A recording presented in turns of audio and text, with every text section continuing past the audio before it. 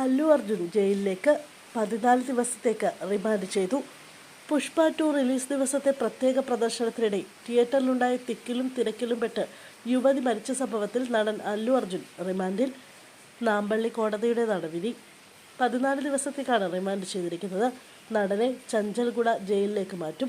Telangana ഹൈക്കോടതിയിലും case നടക്കുന്നുണ്ട്. Case തള്ളണമെന്ന ഹർജിയാണ് ഹൈക്കോടതി പരിഗണിക്കുന്നത്.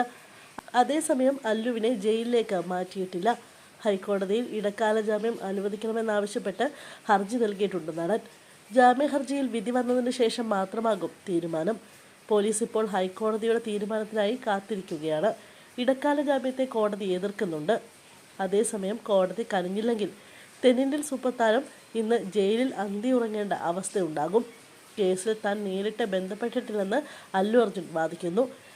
നടൻ അല്ലു അർജുനെതിരെ ജാമ്യമില്ലാ വകുപ്പുകളാണ് ചുമത്തിയിരിക്കുന്നത്. 5 മുതൽ 10 വർഷം വരെ തടവ് ലഭിക്കാവുന്ന കുറ്റമാണ് അല്ലുവിനെതിരെ ചുമത്തിയത്. ജൂബിലി ഹിൽസിലെ അല്ലുവിൻ്റെ വീട്ടിലെത്തിയാണ് ഹൈദരാബാദ് പോലീസ് അറസ്റ്റ് ചെയ്തത്. പിന്നീട് ചിക്കറപ്പള്ളി പോലീസ് സ്റ്റേഷനിലേക്ക് മാറ്റുകയായിരുന്നു. ഇക്കഴിഞ്ഞ ഡിസംബർ 4-ാം തീയതി ഹൈദരാബാദിലെ സന്ധ്യ തിയേറ്ററിലായിരുന്നു സംഭവം നടന്നത്. ഹൈദരാബാദ് ദിൽകുഷ് നഗർ സ്വദേശിനി രേവതിയാണ് തിയേറ്ററിലെ തിക്കിലും തിരക്കിലും പെട്ട് മരിച്ചത്. അതേസമയം കേസിൽ അല്ലു അർജുൻ പ്രതിയാകുന്നതിൽ എന്ത് ന്യായമാണുള്ളതെന്നാണ് ഒരു വിഭാഗം ചോദിക്കുന്നത്. ജനക്കൂട്ടത്തെ നിയന്ത്രിക്കേണ്ടത് പോലീസിന്റെ ഉത്തരവാദിത്തമാണെന്നും അതിൽ വീഴ്ചയുണ്ടായത് പോലീസിന്റെ പിടിപ്പുകേട് കൊണ്ടാണെന്നും ചിലർ ചൂണ്ടിക്കാട്ടുന്നു. എന്നാൽ സംഭവത്തിൽ അല്ലു അർജുൻ ഉത്തരവാദിയാണെന്നും അദ്ദേഹത്തിന്റെ സഹായികളെയും കേസിൽ പ്രതി ചേർക്കണമെന്നും ആവശ്യപ്പെടുന്നവരുമുണ്ട്. അതേസമയം അല്ലു അർജുൻ്റെ അറസ്റ്റ് PR സ്റ്റണ്ടാണെന്ന് ആരോപിക്കുന്നവരും കുറവല്ല.